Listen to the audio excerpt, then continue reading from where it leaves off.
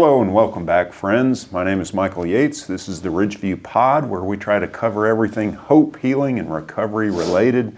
As always, it's one of our great satisfactions, Barry Floyd, a frequent guest on the pod, for us to do a retro look back at the 5K, which was held mid-September as part of National Suicide Prevention Month. And just thank our sponsors as well. So Barry, first, thanks for again joining me to talk about the 5K. Absolutely, and it's my pleasure, and good morning, everyone. Yeah, so if you haven't already subscribed, please do so. Ring the bell so that you get notification of our latest published podcast. So let's begin with gratitude. Gratitude's always a good thing, so we would like to recognize our sponsors. Without these fine folks, we would not be able to provide care and service to the uninsured and underinsured that see us throughout our service area. It really is an important gift that they give to us, and we're very grateful for them. So we'll leave this up throughout the remainder of this pod so that we give them due recognition.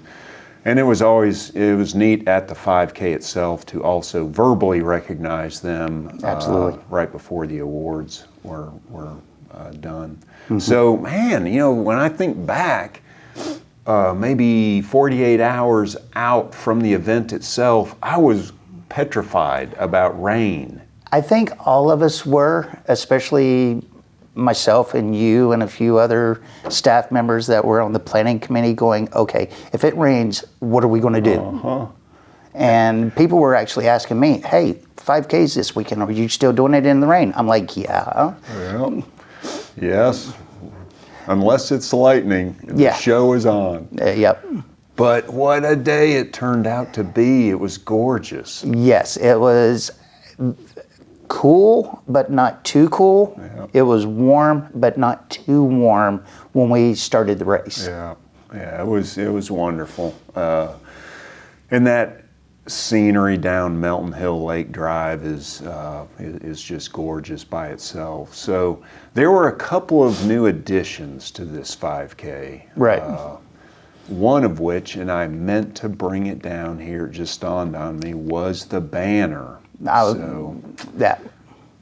We had, hang on one second. Go ahead and you keep talking, Barry. We had a banner out there where people could sign it if they were remembering someone that may have contemplated suicide or had committed suicide, and it was my pleasure. And the day before, when I came over to grab my shirt and my bib number and all that and everything, to be able to sign it as one of the first few in the top right corner, and we'll talk about that here in a few minutes. And to be able to do that and put his name there meant a lot to me. Yeah, I did as well. There are several folks that my life has intersected with who have died by suicide, and it was a powerful way to just pay witness to their life and the memory of their life, and also the hope that others will get connected to the help that they need. Right. So I thought that was a neat tribute, a neat addition to our 5K, and a lot of people signed it. So that leads me to think that there are a lot of people whose lives have been impacted by suicide. And since we're sort of talking about that, I want to say thank you to the Tennessee Suicide Network that had a table there. NAMI Oak Ridge. Yep. They were there providing information for everybody. Right. So having them there, it could have that connection piece that person or that family may need. Right. Exactly. No, I think that's well said, and it's neat that they too have chosen to spend part of their time helping amplify the importance of prevention efforts. Right. Yeah, that was a neat addition. We also brought our mobile health clinic to the site, right. To allow folks a chance to see what does a behavioral health integrated care RV look like, right. and the staff that actually serve on it. I thought that was a fun addition. Right. Yeah. When we were discussing it in our plannings, and you said, "Oh, we're bringing the bus," I'm like, "Oh, that's going to be fun." Yeah. It was neat to have them on site. We also had a new vendor, Physio Lab. I want to thank them for. I saw a lot of people getting a massage afterwards. Yeah. And when he first got there, and we were helping him get set up and all that and everything, and me and him were just talking. He's like, "If you need something, let me know." Yeah. And I'm like, "I'll be good." He's like, "You're not running." I'm like, "Yeah, no, I'm not running."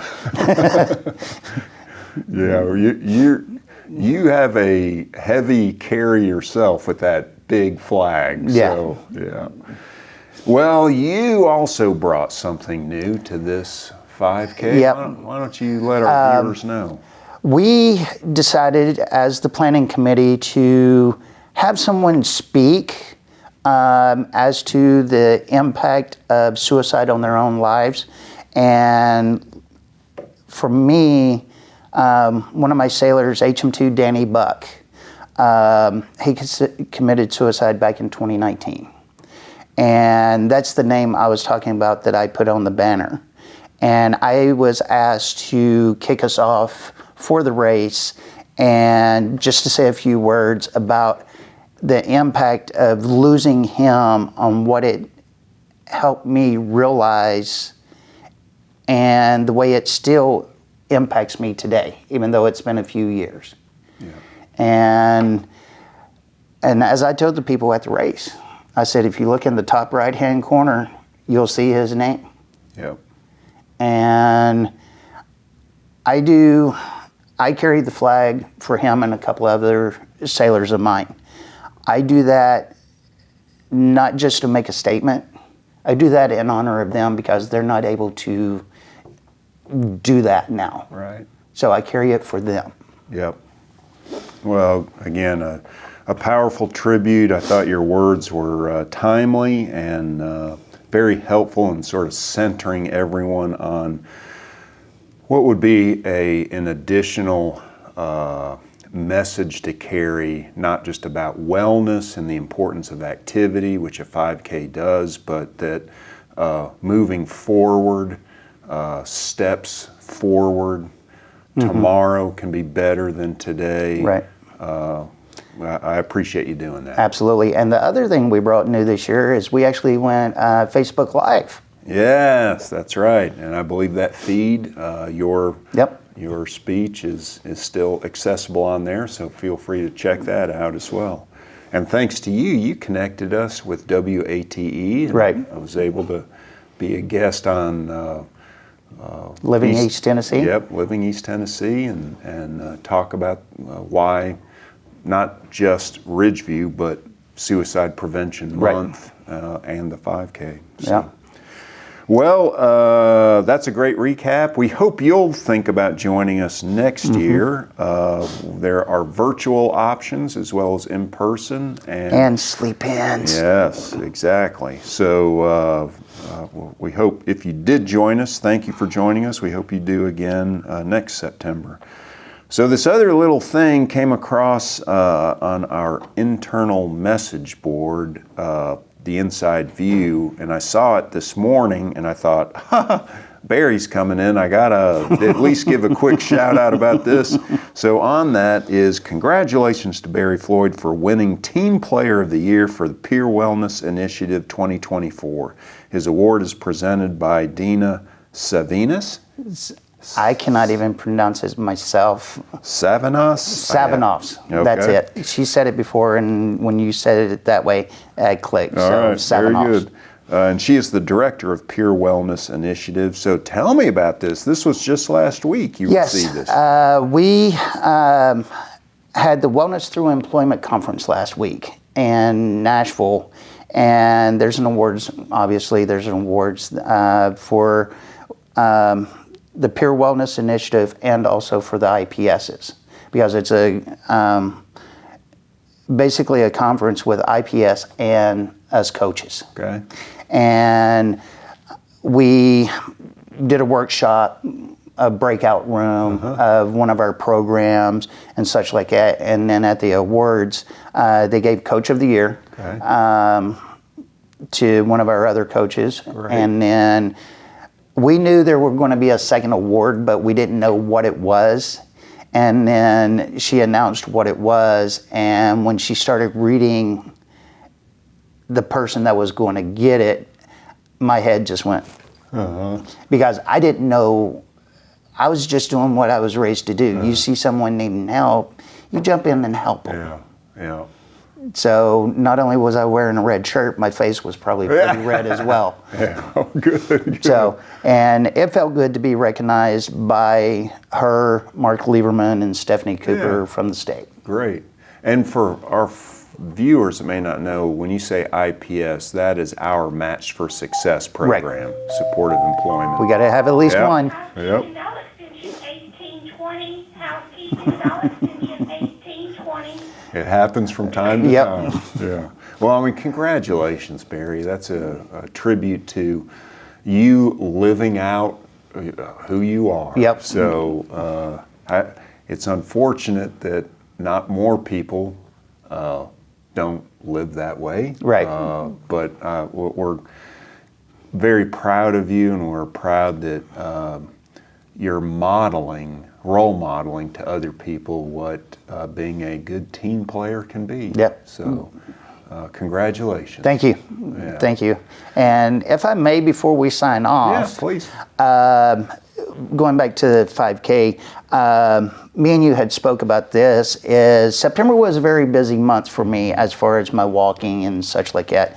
The week prior was my Wounded Warrior 5K. Yes, that's right. And then we had ours, and then the following weekend we had the NAMI walk. Yes. So Yes. that's the thing is, yes, it was 3 straight weekends of getting out and exercising, but that's what I needed. Yeah. Yeah. And that's why me and my fellow coach, Brandon, we're always talking about getting up and moving. Amen to Just that. get up and move. We did 1 lap around Victor Ashe Park, and we had a member out there who normally has a walker or a roller. He walked the whole entire lap, didn't even stop. Okay. And I was so proud of him Yeah. for doing that. And I just wanted to bring that up. I'm No, sorry. I'm glad you did. I completely forgot that we were looking at a series of back-to-back-to-back weekends of activity. Well, we lost our screen again, but we're about done. Right. So yeah, thank you for bringing that up. And I think that's one of the beauties and values of a peer wellness coach is always amplifying the benefits of movement. Just, you don't have to do a 5K, you don't have to, Ultra marathon. ride up into the Smokies on a bicycle. Just motion, a body in motion is a good thing. So. Yeah. So. Well, thank you, Barry. Absolutely. Thank you.